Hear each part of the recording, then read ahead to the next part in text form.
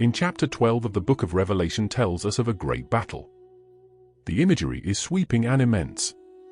The stage is set for the final confrontation, and John's vision serves to explain the underlying cause of the hostility about to be unleashed on God's people.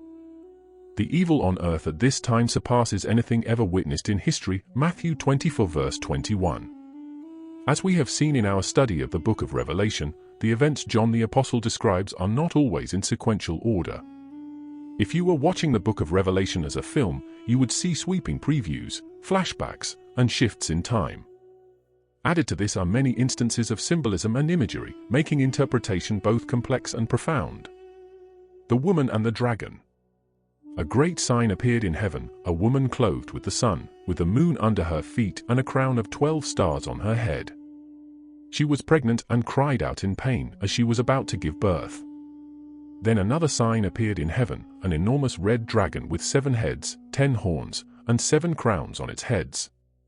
Its tail swept a third of the stars out of the sky and flung them to the earth. The dragon stood in front of the woman who was about to give birth so that it might devour her child the moment he was born. She gave birth to a son, a male child, who will rule all the nations with an iron scepter. Her child was snatched up to God and his throne.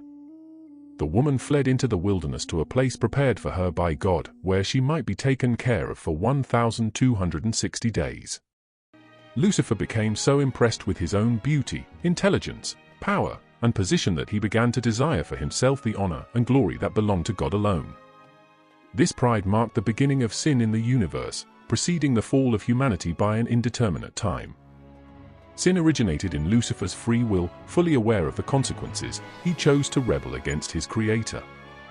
The ruler of Tyre, condemned for claiming to be a god despite being merely human, serves as a metaphorical link to Lucifer.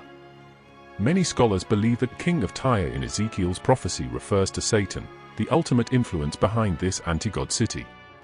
Ezekiel's description of the king goes beyond that of a mere human.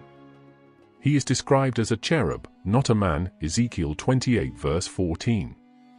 He was blameless and sinless, unlike any human, Ezekiel 28 verse 15. His realm was the holy mount of God, Ezekiel 28 verses 13 to 14. His judgment involved being cast from the mountain of God and thrown to earth, Ezekiel 28 verse 16.